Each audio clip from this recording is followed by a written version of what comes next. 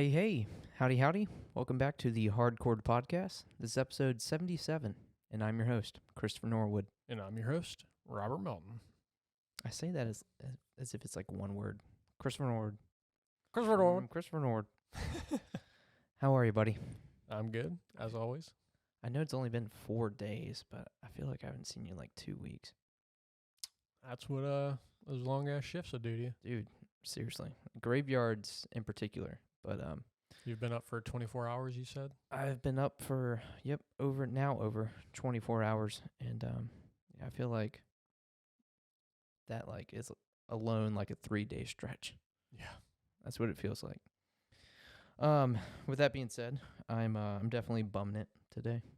Love that for you. Super sleepy. So maybe a little bit delirious. May start hallucinating, seeing things. You'll start rambling on about, casual racism maybe? We'll see. we'll see what happens. I haven't done this in a while, so. Yeah, I mean, there's always a surprise to be had. Yeah, I mean, I don't know what happens with that at 30, so. That's true. I mean, you're 30 years old now, and anything is pretty much possible at this point in life. Yeah. You just start losing your mind. Yeah. Things go south. Life is unpredictable. But what's new with you? I think you got some things to update us on. I definitely do. So I feel like we should just go ahead and roll that intro. Let's get into it.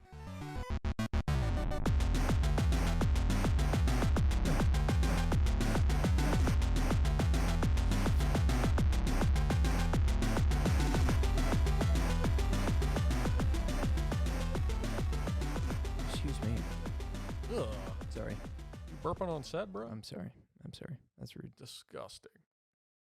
Unprofessional. All right, so where do we start? There was a big event this past weekend. There Let's talk certainly about it. was. Maybe we should leave that for the end, though. Okay, that's fair. I feel like it's sort of a thing not a lot of people probably want to hear about. That's fair. I wouldn't even say it's niche, but because there's a lot of wrestling fans out there. But I feel like the majority of our listeners are probably not wrestling The 30 fans. of them, yeah. Yeah. Exactly. I will say, I think, I don't know if it's just with you sending me wrestling clips and then I'm just seeing it more and more. Mm-hmm. Because I was going to say that I feel like just a lot more people are kind of getting into it. And now is a very good time to get into it. I will say that. I wonder if it's because of, people like Logan Paul and just like his following Mm-hmm. and that like age group and fan base getting into it. Yeah. So now you're just seeing a lot of more people getting into professional wrestling. Which is awesome.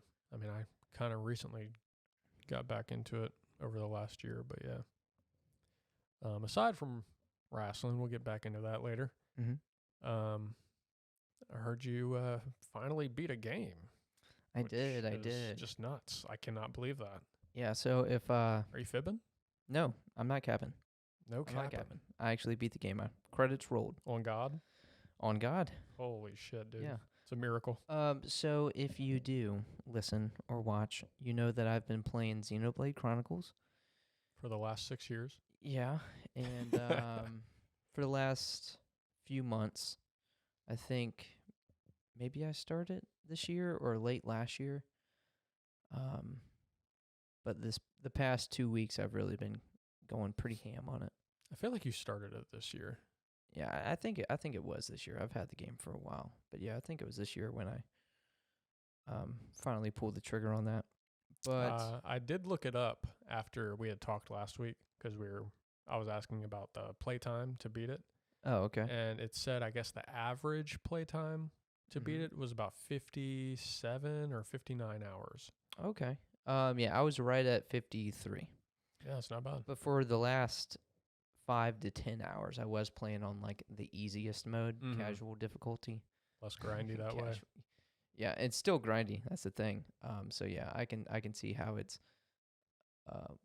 the average is like 57 to like 60. What is Makes grindy sense. about it? Do you have to hit like a certain level for things, or you need to get like a specific item? Just whenever you get to like a new area, enemies are usually like 3 to 5 levels like ahead of you. Same with like the bosses, and you're getting to new areas pretty often. Yeah. So, and there's a lot of just enemies around. So it kind of like pushes you to like maybe stay in this area for a little bit, do some quests. Yeah. So, I guess that makes sense. yeah, it's not like super annoying grindy, but again, you do come across new areas very often, and it's just consistent. So they are like pushing like, hey, with every new area, kill a bunch of Classic, enemies. Yeah. Classic JRPG. Definitely. And yeah, there's lots of classic JRPG tropes within this game. Some good, some bad. You fall in love with a girl. Yes, but And then she dies. it's more so like the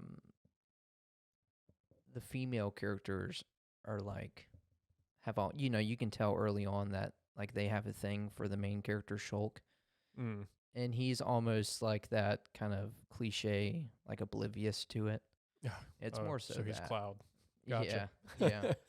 But I mean, towards the end, you can definitely more so tell, like, okay, maybe it's mutual.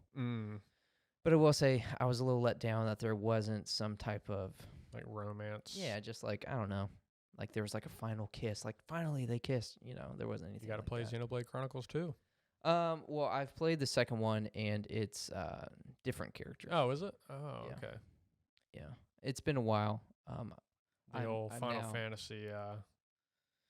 Yeah, I know it ties into it somehow. I don't know if it's like the same world, but obviously in the same universe, Oh, maybe a okay. different planet or something.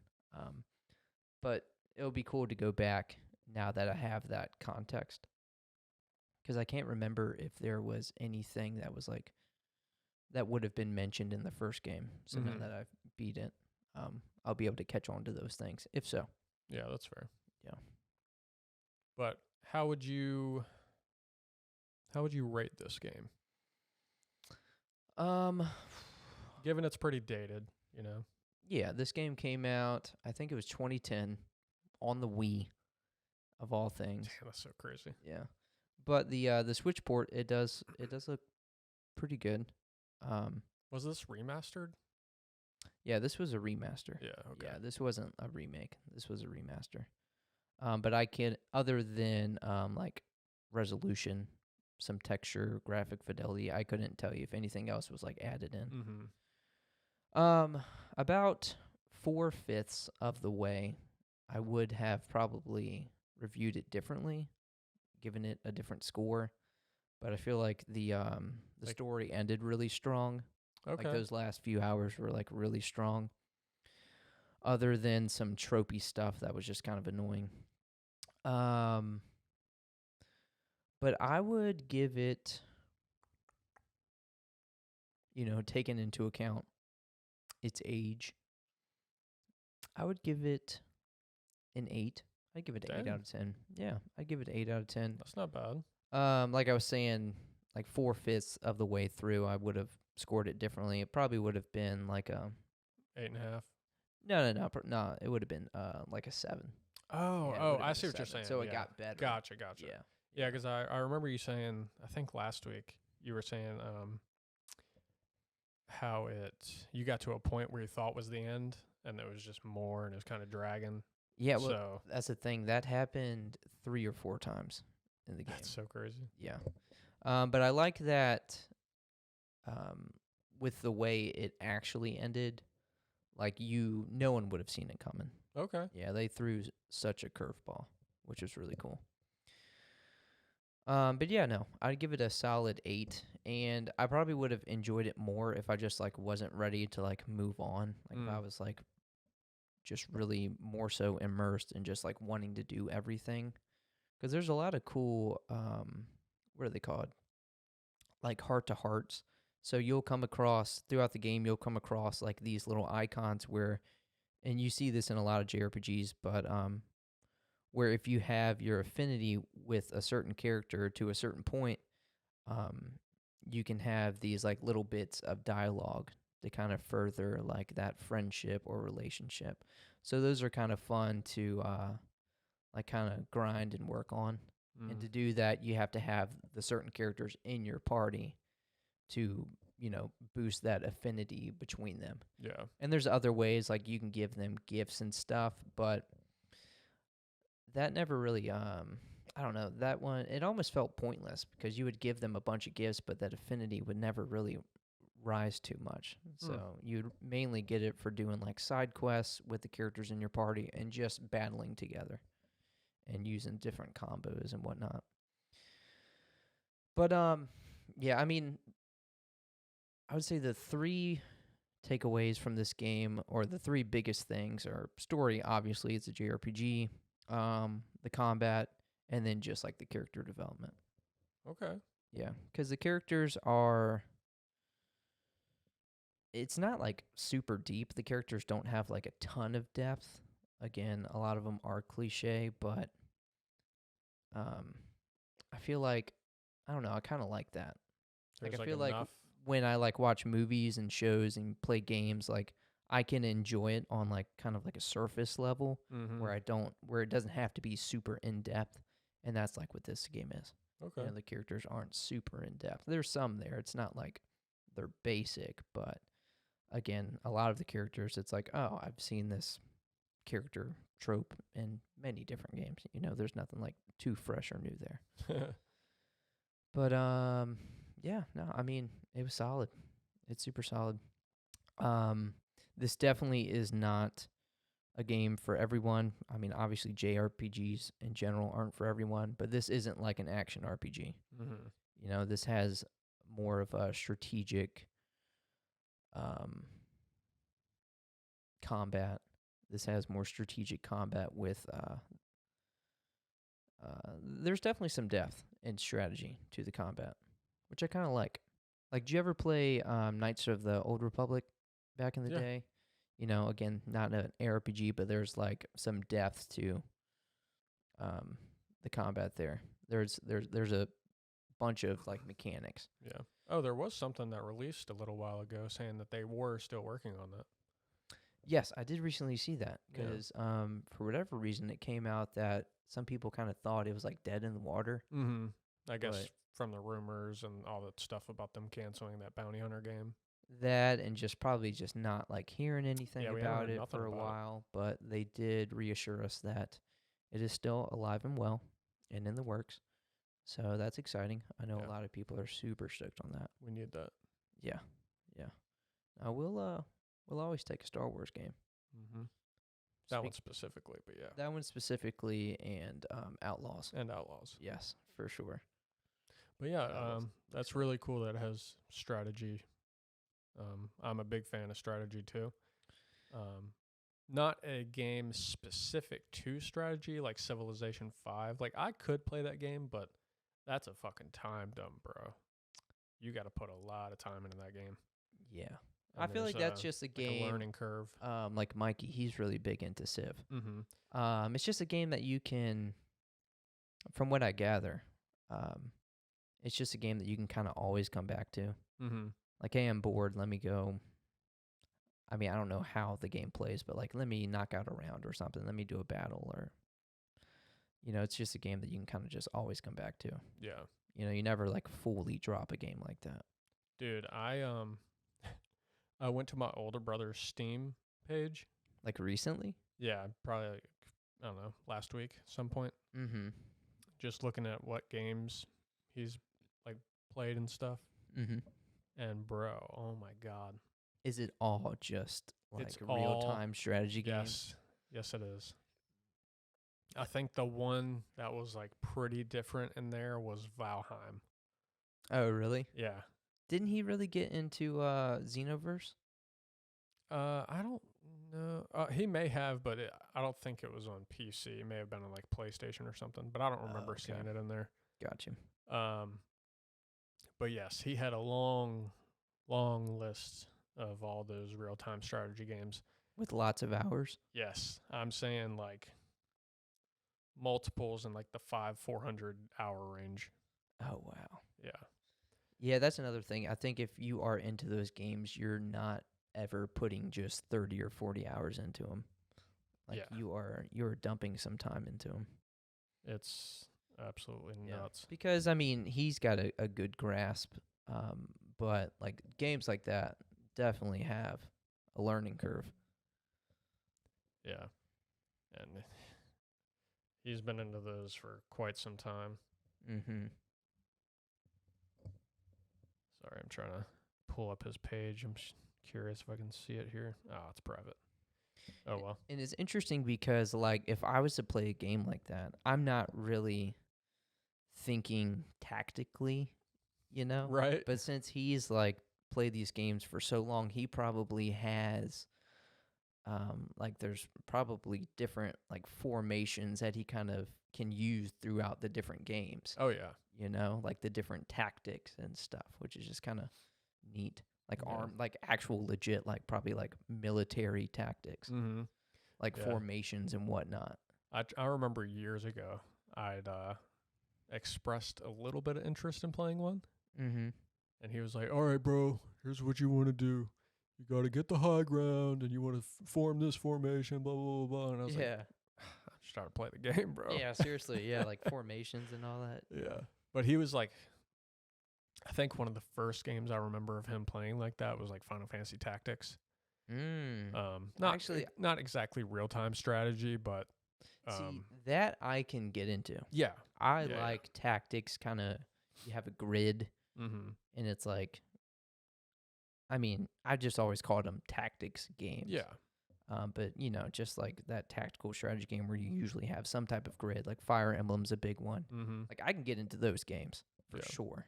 I got to be in a certain mood for it, but I can definitely get into games like that. Yeah. But like Total War, I'm not even going to try. I mean, I'm sure I could get into them. I would just have to get through that learning curve and like start to maybe feel rewarded in some way, I guess. Oh, yeah. Yeah. Because I'm sure you can get, when it's like an even match and you come out on top, Mm-hmm. you know, that probably is really rewarding. Yeah. But also when you fucking just destroy another army, I'm sure that's really rewarding. Oh, yeah. No, it's got to, I mean, I love when I play a game and that just feeling like a badass, you know. I'm sure it has a lot of that. Yeah. And then there's fucking Dark Souls and Elden Ring when you're fighting a boss and you get him literally 1 HP and then you die 5 times in a row. It just happens so often. Like you literally makes no sense. It's almost like there's some weird mechanic built in. Yeah. It's like, hey, when they have, you know, 10 HP and less, they know you're going to go for the some buff or something. You know, they know well, I guess that is fair because most players are going to get cocky. Exactly. In that moment, and then get too aggressive. The boss will just use their fastest attack and just sweep you off your feet. They save that one combo they haven't used for that moment. You're like, what? No, dude, that AI is fucked. Dude, gosh. But that is smart. They would do that. They really would. Mm-hmm. Fuck with us. Yeah, real-time strategy. Not the biggest fan. Can't say I've played one in, God, many years. Yeah. But, yeah. Strategy games as a whole, I do enjoy. I do like to figure things out. Mm-hmm. So. Yeah, I remember the first time I was, like, introduced, and this may be one of the reasons why I'm, like, not into it, just because it, like, put a bad taste in my mouth. But the first time I was introduced to a game like that, I was expecting something totally different because it was when Halo Wars came out. Oh, yeah. And you seen that trailer, and you're like, oh, dude, this is going to be so fucking cool. Mm-hmm. Like, I'm going to be Master Chief, and I'm going to be fighting with all these other Spartans, and it's going to be like an actual war going on. But then when you boot up the game, and it's that, and it's like, oh, what the fuck is this? Yeah, I remember this isn't a first-person shooter. I remember when that came out, people were so fucking hyped for it, and then, you know, it is what it is. But it's got a cult following still. I mean, a lot of people love that game, but a lot of people, you know, hate it just because it's not. And I mean, that's what Halo is. Definitely on us, on me, just for not knowing like that genre. Mm-hmm. And I was much younger, so I don't know why I was expecting that, but Yeah. I'm sure a lot of people, Yeah. for the same reason, didn't like it. I will say, I can't remember exactly what genre it is. It's like a strategy based game, but like Age of Empires. Huge fan of that and that whole title, I guess. So how does a game like that? I don't think I've ever played that. How does a game like that differ? To like a real time strategy? Yeah. I don't know. I mean, it might be considered real time strategy. So what is it about like that kind of game that you can more so get into? Well, what I like about Age of Empires is like you pretty much go through like all the ages, like the Dark Ages, the Middle Ages, so on and so forth, and you're building up. And obviously, whoever you're facing against, either the computer or could be you or somebody else, or I think Age of Empires 2 specifically, you could play up to 4 people, I want to say. And anybody can attack at any moment. But the whole point is to kind of build your army and then attack at the right moment, at the right time, and in the right place. Is that the game that you and Ken would talk about playing in school? Oh, yeah. Yeah. That's cool. All I played in school was Cool Math. No, 3D Space Pinball. Ugh. The game that like was already on the computer. Solitaire. Well, actually, no. I would get on those the web games. Yeah. What is the term for those games? Like flash games. Yeah, flash games. Yeah, no, those were the best. What did I call them? I called them something different. Oh, I always called them because when you would play that, it would like load up something and it would say Shockwave. I always called them Shockwave games. Yeah. Flash games. Yeah, those were awesome. Yeah. I love when you see that TikTok and it's showing you flash games and it has like that kind of melancholy nostalgia music in the background. It's like, yeah.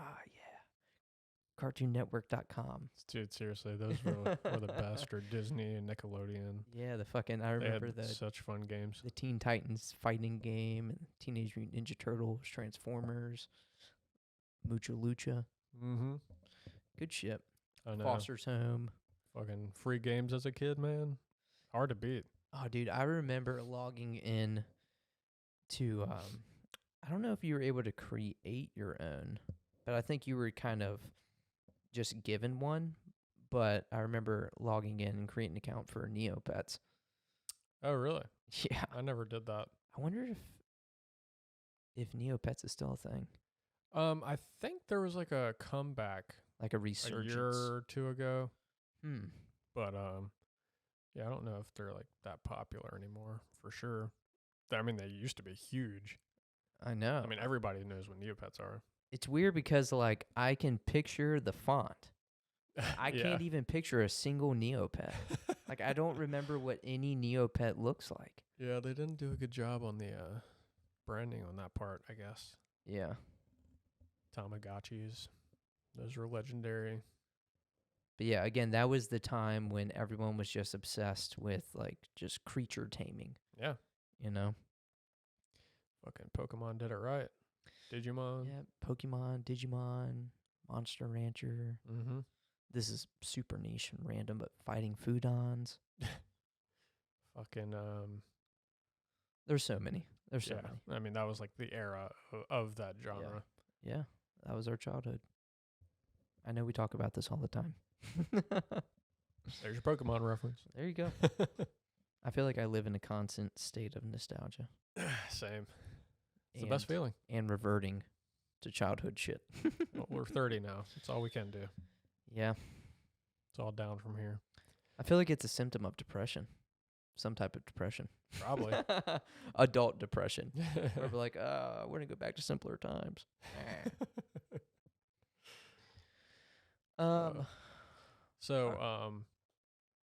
I recently finished a game. Oh, yes. Let's talk about that. Yeah, I was actually about to ask. Do you remember what it was? What you've been playing. Yeah. short ass game. Portal. Yeah. Was it the first one? Yeah, it was the first one. What did you had to have already had that in your library? Oh, yeah. Okay. That's So been in what? there for fucking 15 years probably. Like I imagine your backlog / library, and just all the different games that you have, that the games that you've got over the years from Humble Bundle, Humble Bundle. What Yeah. made you go to that? I just wanted something like easy to play, something I didn't really have to focus on. Were you feeling in And- like a puzzly mood, like you just wanted to kind of scratch that itch? Not Like a particularly, little brain no. teaser. No, nothing like that. No, I just knew it. There's like no enemies to worry about. I could just literally just sit on the screen if I wanted to and just do something else. But yeah, I just wanted like a short game to play. And that's pretty much it. So I was like, well, I've never actually technically beat Portal. Mm. So why not? Was it one sitting? No, it was actually two because I started late one night. Did you play it by yourself? Yeah. Oh, okay. Yeah, definitely by myself. I just didn't know if you found some like rando Mm-mm. just to like get through the game real quick. I'm not even sure if the first one has multiplayer, does it? Yeah, I mean now that you say that, I'm really not sure. It may. I Yeah. have no idea. I just remember that game, one of them being like a really big like co-op game. I want to say Portal 2, definitely. Yeah. It's always on the list of like best co-op games. Mm-hmm. Best games to play with friends. Portal. But yeah, that game's definitely a lot of fun. Definitely makes you think at some points of it. Mm-hmm. Pretty easy. I mean, there was like two that kind of stumped me, 2 levels. But the other stuff is pretty damn easy, I would say. But yeah, I mean, Portal's a good-ass game. Few hours worth. Not bad. Yeah, and it's a another game for the books. Yes, Another sir. tally mark. Mm-hmm. So where are you at now for this year? I don't know. Okay, let's go through it real quick. Lego Fortnite, Pal World, Mm-hmm. Dragon's Dogma 2. Dragon's Dogma 2, Koromon. Oh yeah, Coromon. Was that 4? Mm-hmm. Portal. Lego Fortnite. Yeah, Power World, Dragon's Dogma 2, Koromon, Portal. I don't know if I. No, I thought there was at least one more. There's got to be at least one more. I don't know. I'll have to go back and check.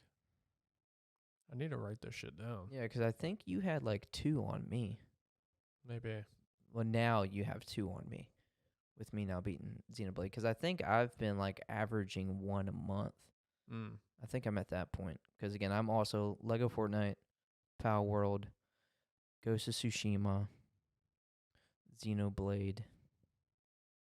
Yeah, I think that was it. I mean, I could possibly be forgetting one, but yeah, I think I'm at 4. Yeah. I completely forgot about Coromon, but yeah. Yep. Definitely beat that. You definitely did. Can we count Lethal Company? Nah. I'm kidding. Oh, okay. I was gonna say, I was like, nah. Oh, I know one. What's that? Escape the Backrooms. Was that this year? I think it was. I Well- want to say it was. I could definitely be wrong. I We'll have to go to back on look Steam. because I didn't even think about that. Because I'm definitely counting that. Yeah, we definitely Well, beat it. we beat it, but now remember that thing I sent There's you? a couple levels added. I think they added. It was like a few. I think it was a good amount. It was Really? at least like 6 or 9 different levels. Damn. But either way, I'm still counting it. Yeah. Because when we had purchased the game, we beat everything that was out Mm-hmm. at the time. Yeah, and for what did we pay for that? Was that like $10? No, it was a few bucks. Yeah, that was It's like maybe 5. an awesome experience. That was a good game. That was a good ass game. Like that was just like It's fucking terrifying at times.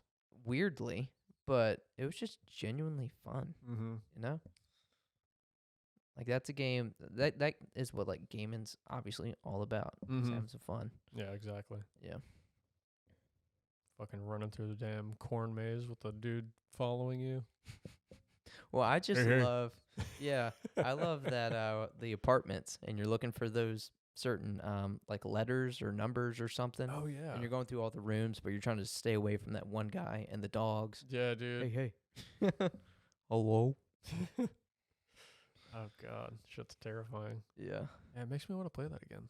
We need to re-download that and play those levels. Oh, definitely. I mean, I don't know if I ever And I think Ken uninstalled it. played with us too, right? At the end. No, we want it to. We want it. Oh, that's right. Yeah, we wanted yeah. him to play.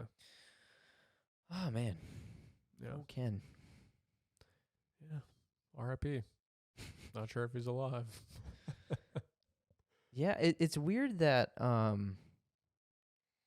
so, I have snap streaks with a lot of friends. But I'm like very boring. I'm just sending a black picture pretty much every day just to keep them alive. But people like Ken, like he would actually, you especially, he would actually send shit like what he's doing and just throughout the day. Yeah. So it's weird to not have that connection now. Because now, like, you almost feel like, all right, I see what Ken's doing every day throughout the day. He went for a run. He's watching soccer, football. He's playing 007 again. He's beat the game in now 20 minutes. Making Good some for you. spaghettius meatballius. Spaghettius meatballius, Ken Getty, Cube Getty. He's playing some Power Wash Simulator. Like, you see what he's playing and, like, what he's doing. And in a sense, you, like, see that he's doing all right. And now, like, there's nothing. So it's like, oh, my gosh, is Ken all right? What is he doing? Ken, what have you been doing? It's the Melvin effect. The what? The Melvin effect. The Melvin effect? Yeah. First he's there, and then... Oh, gosh. Let's hope not. Let's brutal. hope not. I hope it doesn't come to fruition. Yeah. I'm basically saying he's dead. He's dead to me. You killed our streak. No, I'm sure he's doing okay. But yeah, he's on a social media hiatus for sure. Yeah. Ken, if in the future you somehow stumble across this episode, just know we're thinking about you. We're thinking about you. We love you. This was just a point that we just cared so much we just started worrying. Yeah. Yeah, but we love you, bud. See you soon. Hopefully. I'm sure we have something coming out. Well, I mean, we'll have to have another game night soon. Yeah. Oh yeah. Yeah. We still got to finish that one game. We still have like 2 acts. Oh yeah. Oh yeah. Yeah. That was just one act that we did. I know. That was fun. Yeah, that was a lot of fun. That was like a $20 game. Hard to beat. All right, so you beat Portal. Yep. What else you been playing? I know there's something else. I played one night. Played a little bit more of Final Fantasy Rebirth. I'm just not really been in the mood for that too much. Very fair. I'll go back to it at some point, but I've got fucking 65 plus hours in that game right now. Mm-hmm. So yeah, we'll get back to it. I'm at Cosmo Canyon with my boy Red. Boy Red. Chapter 10. Oh, got 4 more to go. Nice. So I'll milk it. Dude, Red got that dog in him. He sure do. That's my little mutt. Oh, okay. But yeah, I downloaded 2K24. 24. WWE to the be newest specific. one, right? And or does 25 come out this year? Next year. But this one just came out not too long ago. So it's not like Madden, where you get like for Madden, you would get like 25. Yeah, you get like strange. Madden 25, but in the year 24. Yeah, it is weird. Yeah, I don't really but get it's not that. like that. I guess the not. 2K game. I'm sure it not was like at that. one point, but maybe since they, I don't know. I'm not sure. Yeah. Either way, this is the newest one. This came out this year. Yeah, literally a month ago today, actually. Oh, okay. The 8th. Yeah, March 8th is when it came out. Nice. So, how has that been? It's been good. I downloaded a shader mod and makes everything look a lot more realistic, it gives it like the TV effect almost. Looks like it's being played like how you watch it on TV. Okay. So it definitely looks like more realistic. That you can see like the shadows and the sweat beads and shit. We love that. Yeah, it looks really sick. But it's been a lot of fun. Probably half my time was spent creating a character, as those games go. But did you create that Goku character? No, I downloaded that off of the... Because I seen it and I was like, oh, wow, this must have a very extensive Oh yeah. In-depth character creator. There's so much shit. You have no idea. I don't. There's so much customizability. Yeah, I've seen a lot of like random clips of just like crazy off the wall characters. Mm-hmm. Yeah, but that's we love that. I searched Pokemon in there. There's a fucking Pikachu and Eevee, Oh, that's got to be so cursed. Charmander. Oh yeah, they're fucking cursed. Gengar, Snorlax. It's like the Pikachu that you can make in Dragon's Dogma. Have you seen that image? Oh yeah. People, Yeah. It's like so cursed. It's Yeah. like, oh my gosh, it makes me uncomfortable.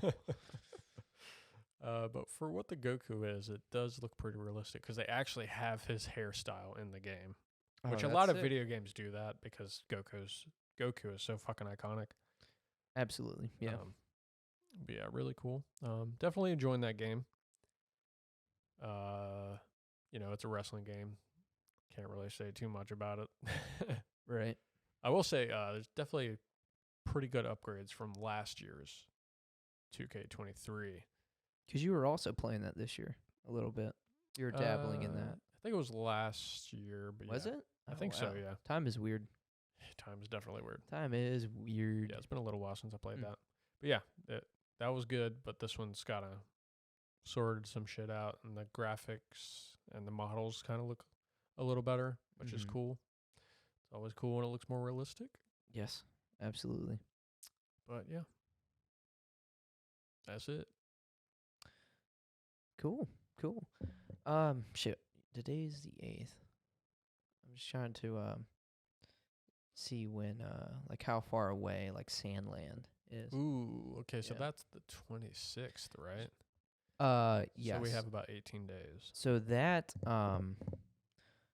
for this episode, I really wanted to download the Stellar Blade. Ooh, the demo? The demo, because there's a demo out for that. I don't know if I'll be able to download and play that before the next episode, just because I have some really busy stuff going on at work. Mm-hmm. But yeah, the more I see it with that game, the more I get even more excited. Yeah. I'm like super stoked for that. And they do come out the same day, that and Sandland, and I'm definitely going to stick with, playing Sandland first, but I am stoked for some Stellar Blade. Yeah, I still got to look more into it, see if either one of those really spark my interest. I just at this moment, probably not either one of them. Not either one. Day one purchase, but I'll definitely do some more deep diving. Yeah, no, that's very fair. I don't know. I think I'm just Sandland is obviously very original and just still on that Toriyama kick, and with recently reading through Sandland and watching the anime, like I'm just really feeling that vibe, that atmosphere. I like that world. So I really want to play that, but with Stellar Blade, I feel like I just haven't played a game like that in a while. And I'm just really feeling that kind of fast-paced, pretty much hack and slash. Like I'm in a mood for that. Bro didn't play Dragon's Dogma. Yeah, I just I know one of the last episodes I talked about, because we were talking about it then, so I'm like, oh man, I want to go back and give it a try. I'm not really feeling it at this moment. I love that game. I loved it so much that I nearly downloaded the first one. Oh, really? Started playing it, yeah. Oh, damn. But then I was like, I just want kind of more something leisurely, I guess. Yeah. Oh, that's a good word for it. Yeah, and I own the game. I tried to refund it. I couldn't. So I'm sure that mood will hit me. Probably some updates later where it's just runs a little bit better. Mm-hmm. But yeah, I'm sure at some point I will go through it, or at least give it a really fair shot. Yeah. But yeah, no, I just have some other games on my horizon right now. Horizon Zero Dawn? Yes. Alloy. Did you ever finish that first game? I don't think I did. I started playing that when, right when I got my PS4 Pro. But that was a good game, though. Like, what I played, I got really far. Yeah. But that was at a time where I was really dropping games left and right. Oh, yeah. I think that was when I, first played, Ghost of Tsushima. Oh, really? For the first time, and never finished it. Damn. But yeah, no, that game was a lot of fun. and I've heard really good things about Journey to the West, the newest one. Yeah. That just came to PC. Yeah, I'm couple curious weeks how ago. those PC I've ports heard are. good stuff about it. Yeah. Yeah. Someone was telling me that they had got the first one for like $5 during some sale. I was like, holy shit. I'm not I surprised. feel like if I seen that, I would have probably bought that just to, have it and, play at some point. Yeah. Yeah. But yeah, no, that's kind of what's on the horizon for me. Sicko mode. Is Wait. Where are you going to start after? Do you plan on playing anything before Sandland comes out? Do you have anything you're in the middle of playing? No, I haven't started anything. The thing that was most tempting, which funny enough we get DLC for it, was getting back into 16. Final Fantasy 16. But not starting all over, but just doing my best to kind of like pick it up. Yeah, I think that'll be easy. Yeah. It's like a hack and slash pretty much, so. Yeah. I would just have to see what off days I get during this outage. That's what the work stuff I have going on is called, the annual outage. See what off days I have, and I don't know, I guess what I have going on, and see what the date is, like when it is that I actually have time. Because if it's like the first day that I'm actually available and able to do something is like the 24th, then I'm like, I'm not going to play Final Fantasy 16. Yeah. So yeah, we'll just have to see. But yeah, that's the thing that's been the most tempting. But I will say, one thing they did add to the definitive version of Xenoblade Chronicles on the Switch is, what was it called? I think it was called like After Years or something. But it's like a little bit, you're just kind of like able to play where the OG game kind of ends.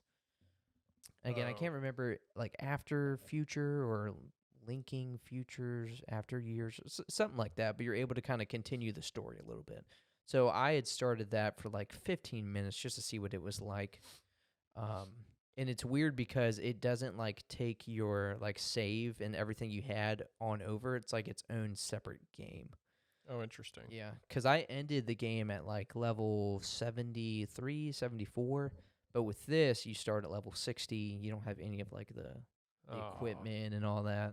So it's kind of weird, but still like the characters, because obviously you play a Shulk, but you're playing along with a character named Melia. Yeah, Melia. And I liked her going through the game, so I kind of want to get some more information there, like backstory and all that. So who knows? I may get into that because I imagine that's not long at all. Yeah. Because I feel like it almost just kind of acts as like a DLC we never got for the game. So. Very cool. Yeah. Well, there was a big event that happened this past weekend. Whoa, was there? Yeah. Where's that little guy? I'm going to hit it on air. Woo! Tell me about it, bruv. Very big event known as Wrestlemania. And this is the biggest WrestleMania, right? That's what they say. So that's what they were saying. That's what they say. I imagine they say that. 75,000 people. Damn.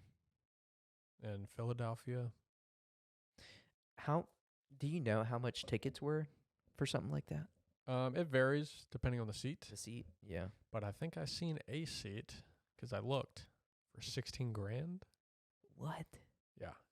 You don't know if that was a good seat or a bad seat? That was a good seat. Okay. Now there was I seen a few pictures online of obstructed seating. So if you go in there, and I did one at the same time I seen that ticket, and you can click on the layout of the stadium to see like the available seats. Right.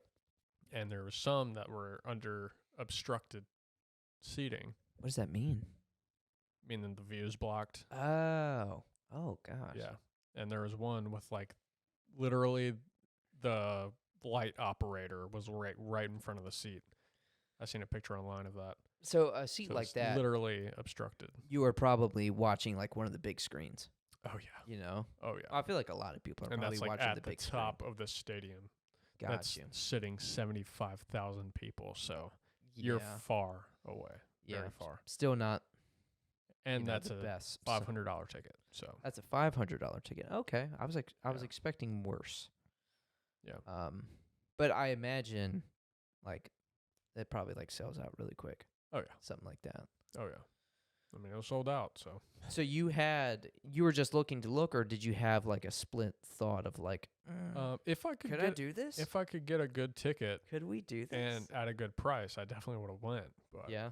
Would you have taken like a vacation week for that? not a week, maybe just the weekend. But Oh, okay. I didn't know if with it being, you said it's in California. no, it was in Philadelphia. It's in a Philadelphia. different city every year. Oh, okay. Yeah. Okay. I don't know how I heard California. Well, I said Philly, so I'm not sure. I've been up for over 24 hours, dude. Yeah, I'm there hearing you things, man. Delirious. But yeah, WrestleMania 40, so-called biggest WrestleMania of all time, happened this weekend, and gotta say, it was fucking awesome, dude. Yeah, all 8 hours. All 8 hours, 4 hours Saturday, 4 hours Sunday. Not even counting the 2-hour kickoff show before. You said 2-hour kickoff show? Yeah. Is that just like performances? No, it's just kind of like they'll just do like a little talk show previous to it, and then they'll show like the highlights leading up to everything, stuff like that. Oh, gotcha. I did see a clip of, what's her name? I may butcher it. Rhea Ripley, that she came into like motionless and white. Yeah, Like that was kind of cool. Yeah, that's awesome. Like that's her theme song. They're like, I listened to their older stuff back in the day. They're kind of a different band now, but it was just kind of cool to see. I'm sure you've heard the song with Knocked Loose. Well, the dude from Knocked Loose in it. That's a good song. I probably have. But yeah, they're definitely not my genre. He's a good vocalist. Oh, absolutely. Oh, yeah. He's really good. Yeah, they just lean more towards I don't know. There's just something about that genre specifically that I'm not too interested in, I guess. Well, they used to be like more kind of like, it was like heavier, just kind of like metalcore. But now I feel like it's almost like Blood on the Dance Floor kind of. I don't know if it's that far, but yeah. It's just, yeah, that's probably not the right comparison. I don't know. Is Blood on the Dance? Is that Ronnie Radke's band? No, that's Falling in Reverse. It's kind of Falling in Reverse. Yeah. Okay, that's okay. a better That's who I was thinking. Blood on the Dance Floor is like Blood on the Dance cringe, Floor like came out. Davi Vanity scene. Yeah, no, I apologize. Gross. They're very kind of like Falling in Reverse now. Yeah, absolutely.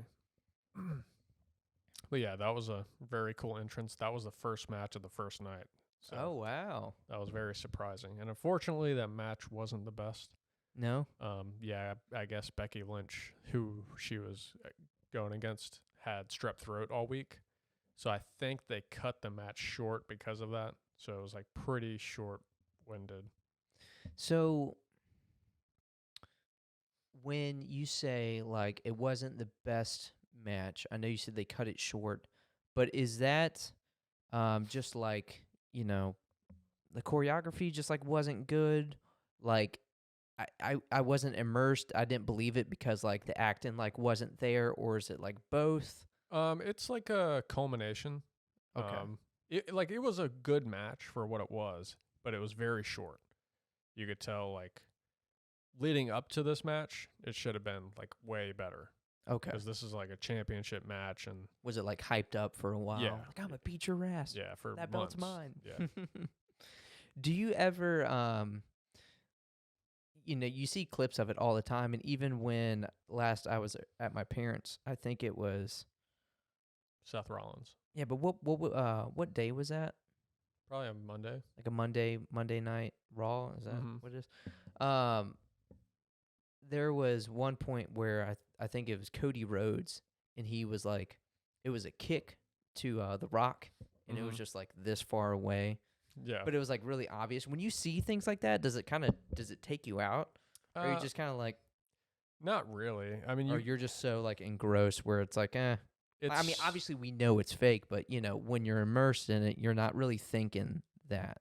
Yeah. You know? I'm not immersed into it that extremely. obviously I know it's scripted. It's all a dance. You know, Right. that's how I view it. It's like basically a soap opera with sports intertwined. Mm-hmm. So I have to take it at, face value. But I wouldn't say, like, there's definitely some funny shit that happens. Like, they'll botch. Like, there were some botches during WrestleMania that are fucking hilarious. Really? Yeah. Like, do you know who Bobby Lashley is? I've heard the name, but big fucking black dude. He's been in the WWE forever.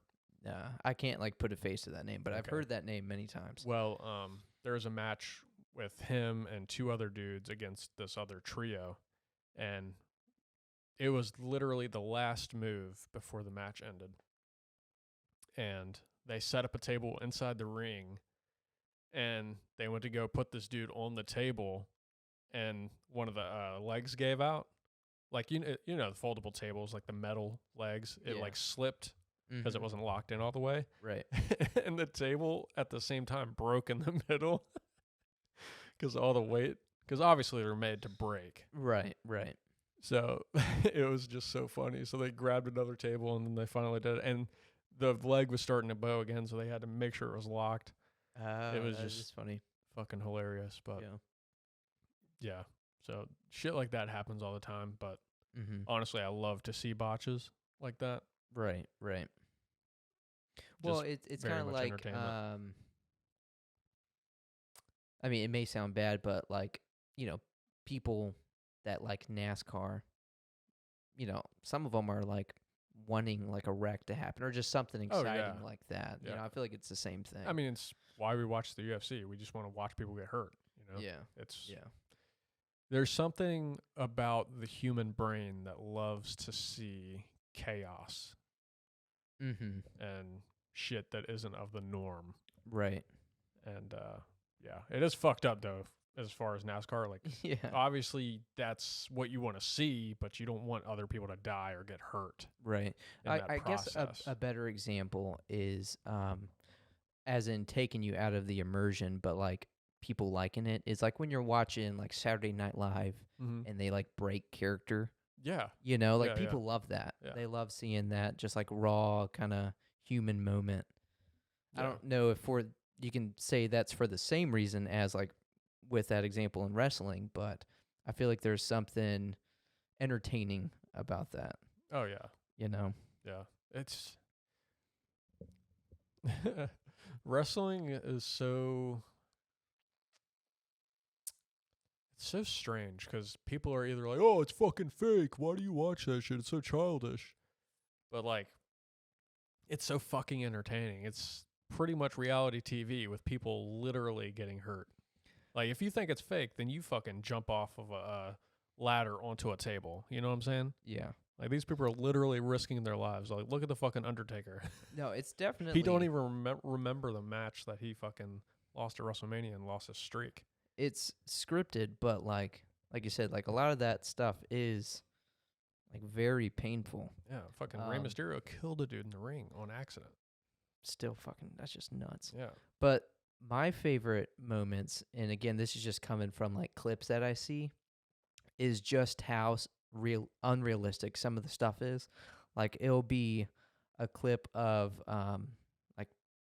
Stone Cold doing some, what's his move? Does he have like a stunner to someone, and they like hit the ground, but then they jump back up, but they're like dizzy, and then he'll fucking do it again. Like those moments are so like, I don't know, that's funny, but like cool. I love it. Yeah. Or when they have like I don't know the right word for it. It's like a gimmick where this is more so like amateur wrestling, where oh my god, this guy will have like a dance move, so he'll use a move on someone, but it makes them like start to dance, and he's like playing around with it and stuff. I don't know, like it's really entertaining. No, it's absolutely entertaining. But yeah, they don't do any of that shit in like WWE. Yeah, but I love when there is some type of gimmick to it. Yeah, there's those like amateur. I wouldn't say amateur. It's still professional wrestling, but it's like the lower promotions, like a different league, like local almost. promotion. Yeah. Wrestling. Dude, I will say, where they'll do like magic. Yeah, Yeah. I've been to, this was years ago, but you'd go to like a local high school and Yeah. there's like a wrestling match. They set up a Mhm. ring. Dude, entertaining as hell. Fuck Because yeah. they still do crazy shit.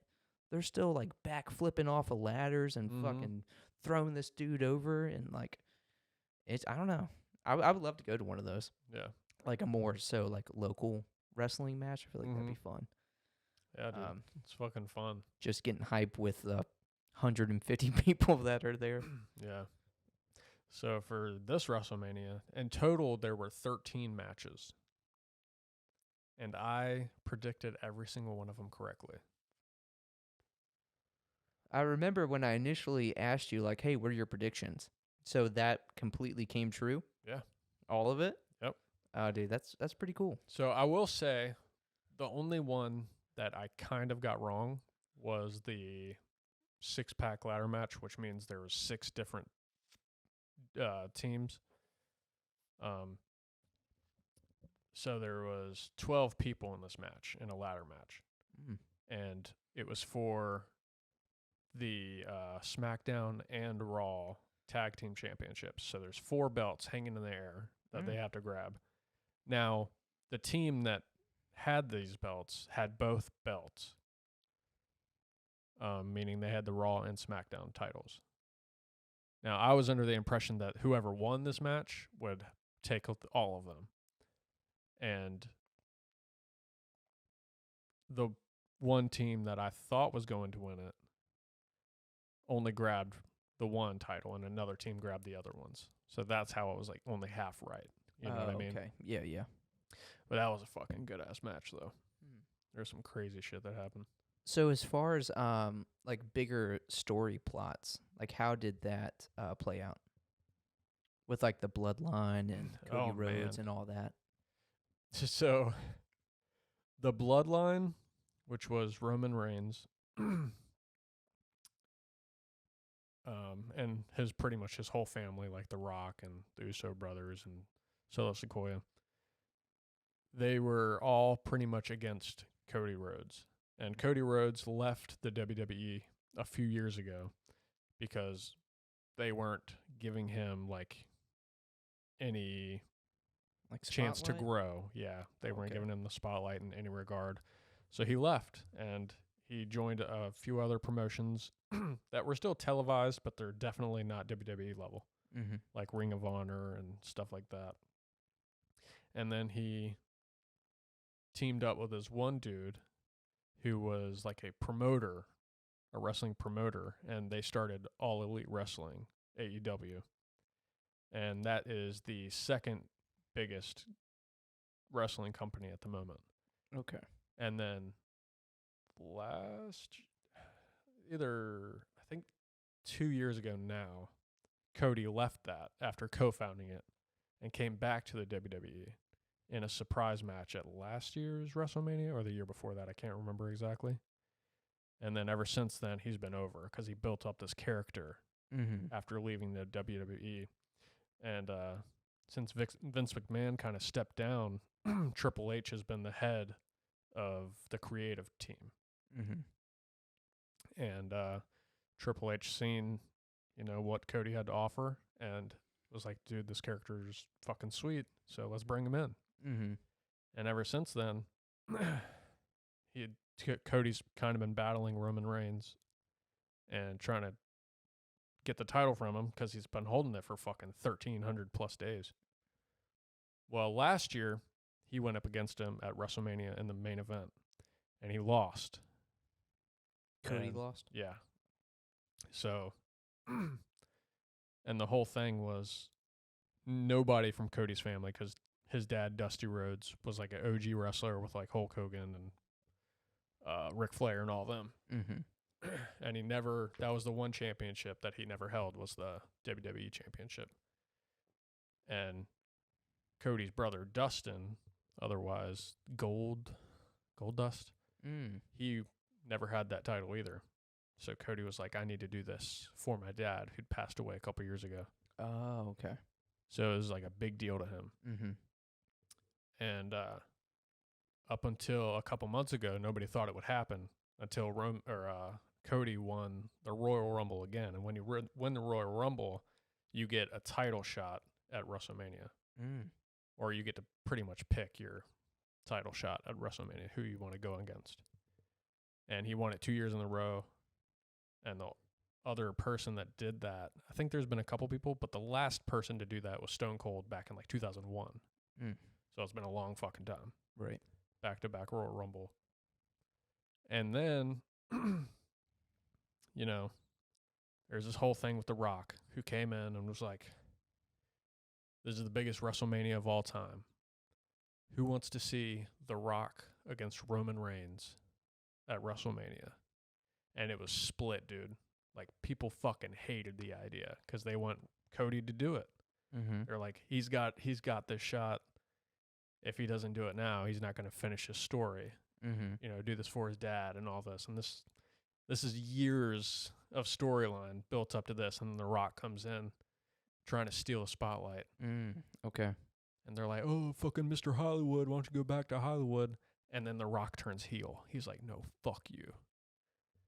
He's like over it. And this is like the first time since, you know, the Attitude Era that anybody's seen The Rock cussing and shit. And is pissed because he's beloved in the WWE, you know, and in the world. Everybody loves The Rock.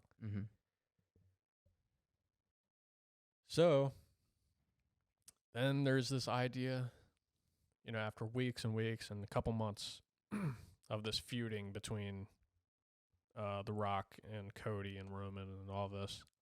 And then Seth Rollins gets in there, and Seth is trying to talk to Cody. He's like, just come after me for my title. This is the workman's title. You know, Roman's only defended his title 30 times in this 1,300-day period. He's a pussy. He's like part-time. It's just a trophy at this point. And he was like, yeah, that's cool. Well, that was actually before. And then that was when Cody was kind of like, yeah, The Rock can do Roman Reigns, whatever. This is the title I'm going for. And then Cody comes out, and he's like, no, fuck this. Actually, I'm going to take this title from Roman. And that's when The Rock kind of turns. Oh, okay. And then you get all the crazy shit happening. And then finally, we're at WrestleMania. And day one, Saturday, you get Seth Rollins and Cody Rhodes versus Roman Reigns and The Rock. That's hype. And it was pretty fucking crazy. It was the second longest match in WrestleMania. Oh.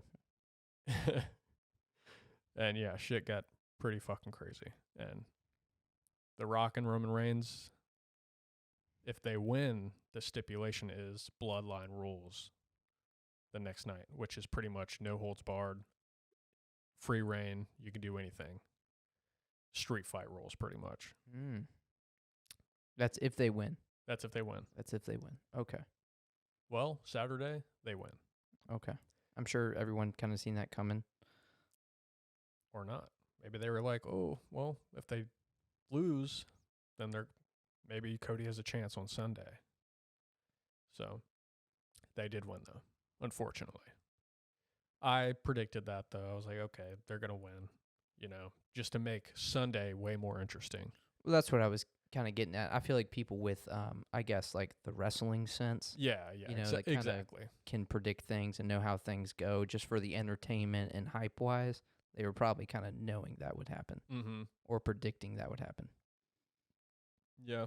There was like a second where I was like, maybe not. But then I was like, yeah, I think they're going to win for sure.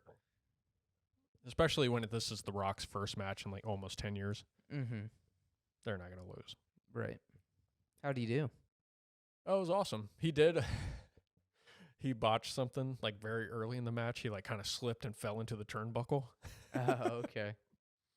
But pretty good, though. Yeah. I mean, and there was a lot of shit talking, and there was a few cuss words that kind of went out on live air. So he'll be paying a fine, I'm sure. But we love that. Hilarious. We love that. It was awesome. So yeah, they win Saturday, and then Sunday, big main event. Like, this is the conclusion of this years built up.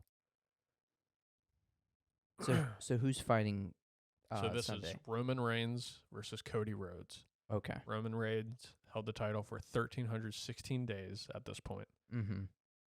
Cody Rhodes never has touched this title. Okay. But anything can happen. Bloodline rules. Anything can happen. Okay. Surprisingly, for about 30 minutes, they were just going at it.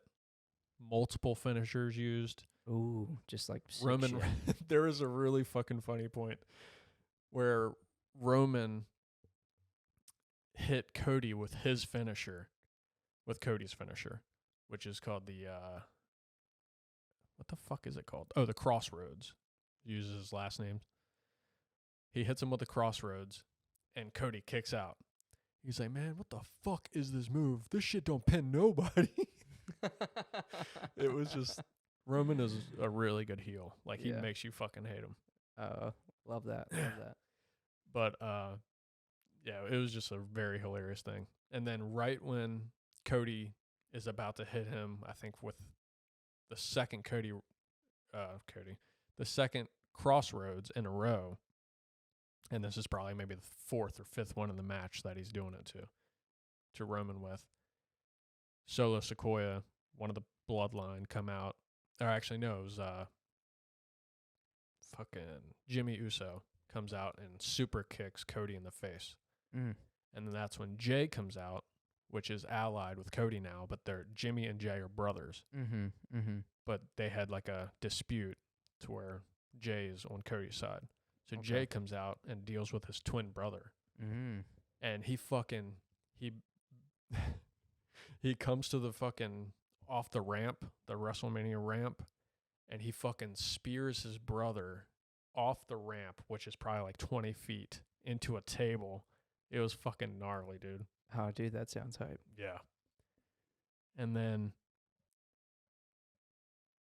Cody is about to hit Roman with his finisher. And then Solo comes out and fucking does the Samoan spike, which he has his whole hand wrapped up in like, boxer's tape. Mm-hmm. And his thumb's like very thick, so it's just stiff. And he fucking jabs it in his throat. That's like his finisher. Mm-hmm. And he hits him with that, and that's when John Cena's music starts playing. Mm. And there's lore behind this too, because at SummerSlam back in the summer, it was John Cena versus Solo Sikoa, and Solo. This was John Cena's last match, and Solo hit him with that finisher probably 15 times in a row and pinned John Cena, and that was the last time I seen John Cena. Mm-hmm. So this is John Cena's revenge coming out here. Did you see that coming? No, I didn't. I knew somebody would come out. Right. Somebody surprising. I thought it was going to be Rikishi because he's part of the Bloodline. We haven't seen him in years. Mm-hmm. And I knew he was in Philly because he was at the Hall of Fame thing. Right. That they do every year. Mm-hmm. So I figured it was going to be Rikishi, but, he's been retired for years and years and years. But, they always have that guy just come in. Yeah. So it was John Cena. John Cena gets in there, knocks Solo Sikoa out of the ring. He fucking F5. That's Brock Lesnar's move. He fucking attitude adjustment to Roman Reigns. And then he goes out and he fucking does it again to Solo through the announcer's table. And that's when The Rock comes out. Okay. I think I've seen that clip. Yeah. Through the announcer, because he's just hitting everything off, moving everything off, and then grabs him. Yes. Yeah. Okay. So that's when The Rock comes out, and then they confront each other, and everybody's just laid out. Like Jimmy and Jay, they're through the table on the ramp. Solo's through the table, the announcer's table. Roman and Cody are in the ring, just dead pretty much. And then it's just The Rock versus John Cena, face to face. That's hype. For the first time since WrestleMania 28, I think. Oh my God. So it's been, 12 years at least. Yeah. And that was their last match together. And I believe John Cena won. So John Cena goes to punch The Rock. And he goes to punch him. And then The Rock throws his arm up over his shoulder, rock bottom to the John Cena. What happens next? The lights go out. Oh, okay. Boom. Fucking Undertaker shows up. This one, I had no idea. People were speculating like Stone Cold Steve Austin would come out. Mm-hmm. You know, that's a big rival of The Rock. Yeah. My theory on why the Undertaker came out is because there's only two people who have ever beaten the Undertaker at WrestleMania: Brock Lesnar and Roman Reigns. Roman Reigns doesn't really matter that much. He did it the second time. Brock ended the streak of like 30 matches, whatever it was. But there's like lore between there and also the rivalry between The Rock is being called the final boss now. Mm-hmm. That's his heel name. Yeah. And the Undertaker was always looked up to as like the dad of the like WWE locker room. Like he was the good guy, the person everybody looks up to. Mm-hmm. So he's like, nah, not in my house, bitch. So he fucking choke slams The Rock. Now we're at even playing field here. Cody gets up after the lights go out again and everybody's disappeared. Oh, shit, I forgot. Seth Rollins comes out because he agreed to protect Cody during this whole bloodline feud. Mm-hmm. And Seth Rollins and Roman Reigns go way back to like 2013 or 14 when they debuted together as The Shield, which is this group. And he comes out with his old intro music and his Shield gear. And keep in mind, he was in that match Saturday with Cody. Mm-hmm. And he was the first match on Sunday, and he lost his title. So this dude's beat the fuck up. Like, he's barely even able to move. And as soon as he gets in the ring, Roman fucking spears him, and he's just dead. He is just dead. Mm-hmm. Anyway, everybody's just laid out. Cody gets up, hits Roman with one more, or actually 3 in a row, I think. Cody, fucking Crossroads, god damn it. And then pins him, and finally he wins the championship. Mm-hmm. And dude, me and Ashley both fucking teared up. It was like very emotional. Even the announcer was like starting to cry when this shit happened. No, that sounds really hype. Yeah, and even though I've only been watching like the last year, I can only imagine how like the hardcore fans felt after like this years and years of built up watching the whole build story. Up. Yeah. Roman hasn't been pinned in fucking almost 4 years, dude. Damn. That's crazy. Got him. I will say, I did see a clip of, I don't know the context of what happened, but Roman did something to The Rock by accident. Oh, yeah. Was that during the WrestleMania? Yeah, Cody, like moved out of the way. Or might have been Seth, one or the other. Moved out of the way, and Roman speared The Rock on accident, and the Rock's like crying. He's like in agony. I remember seeing his face. It's hilarious. I actually seen a meme with him with like a binky in his mouth. Oh, wow, that's funny. But is that that's how Sunday night ends? Yep. Hell yeah. Oh man, it was really cool afterwards because he invited like all the like baby faces, which is the reverse of like the heel, like the good guys. Mm-hmm. Well, actually, they weren't invited, but like you've seen like LA Knight, which is like a huge guy, Jey Uso, like all the good guys pretty much all came out to congratulate him. Yeah. His mom, his whole family was there, his wife, and then he invited Triple H and the guy that helped him get back into the WWE. Mm-hmm. And it was like very emotional. It was really cool. And then he was like going around thanking like the camera guys, and dude, Cody's like a really genuinely like good dude. He like deserved it. Is he one of your favorites, would you say? Now, yes, absolutely. Yeah. I mean, I always liked Cody growing up because he's been in the WWE for forever now. Yeah. God, close to 20 years probably. But yeah, after he was able to like take control of like his character, without the creative team just like shoving a gimmick down his throat, like he's so much better. Yeah. You know, some gimmicks work, like The Undertaker. Mm-hmm. Some don't, you know. Right. Yeah. Yeah. It may sound weird, but you know, a lot of I guess what people like about certain wrestlers is kind of their look. Mm-hmm. And I always thought he had like a, I don't know, like a cool look. He Yeah. just looked like a, I don't know, badass. Cody Rhodes? Yeah, Cody Yeah. Rhodes. I don't know. Yeah. Something about like his look. Well, you haven't seen Stardust. That was his, so you've seen Gold Dust, his brother. Okay, yeah, I remember Gold Well, Dust. Stardust is like Cody is that, but it's like silver face paint and shit like that, and he like talks all weird like this. It's just the whole thing. Was that the weird gimmick thing that Yeah. wasn't working? And that's why he left, because he was like, this shit just doesn't work for me. Like I'm done with it. Oh, okay. Okay. Yeah, I mean, I guess with something like that, your only option at Redemption is to just kind of take some time away. Mm-hmm. People kind of forget about it and then Yeah. come back with something new. Yeah, he thought he was, being. He felt like he hit like a block. Yeah. He had to take the crossroads. Well, people with like a gimmick that just out of there, that weird, do they ever like get big?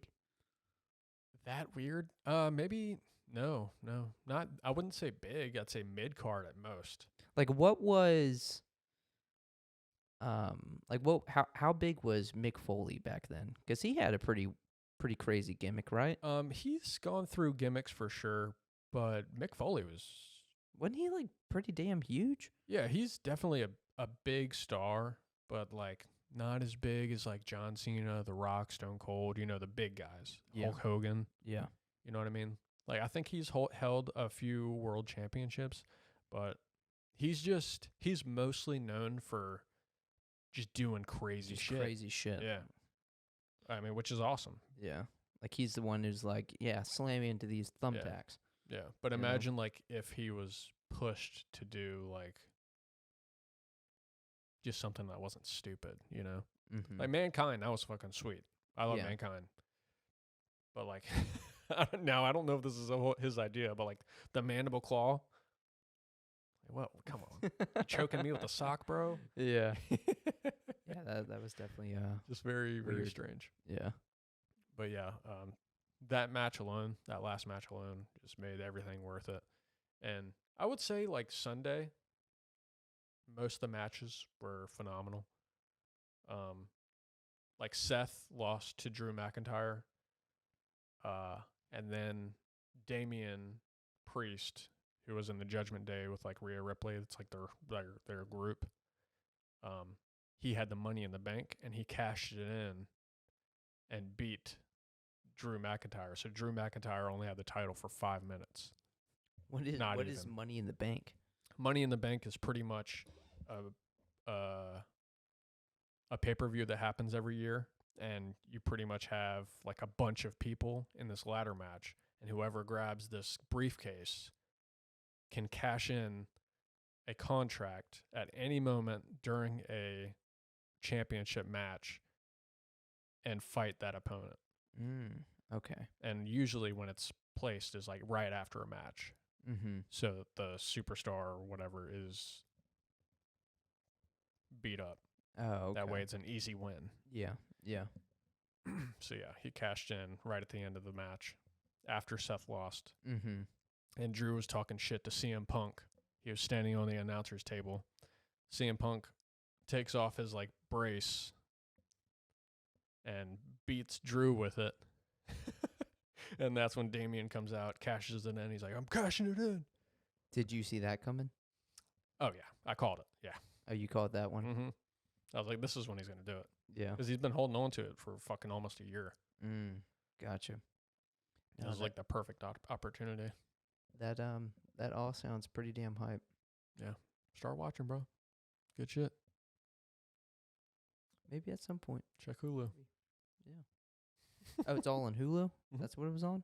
For some reason, I was thinking it Oh, was well, on... Peacock is the live stream, like, pay-per-view events. Mm-hmm. But Hulu, you get SmackDown and Raw every Friday and Monday. Well, technically Tuesday okay. and Saturday, since it gets uploaded the next day. Mm-hmm. But yeah. Yeah, I may have to give it like a real shot. Yeah, see if I can at least get into the Monday and the Friday. I mean, that's pretty much all I watched. The Wednesday show is NXT, which is like the beginner, you know, people that aren't on the main rosters. Yeah, like It's the up and kinda- coming. Exactly, yeah. Okay. To get So them like 10 years could accustomed be to in like, the spotlight. I wouldn't even say 10. I mean, they're good wrestlers.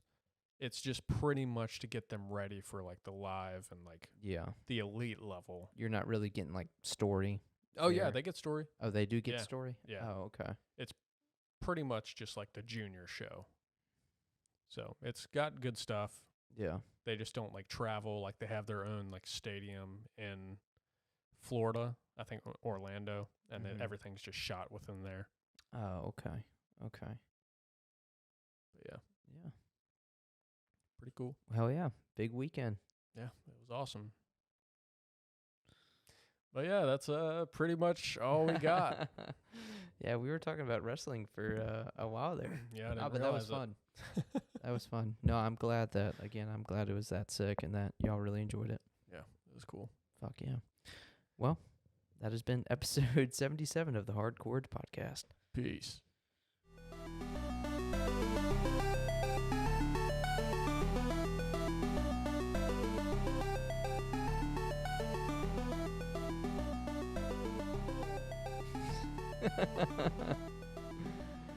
Oh, man.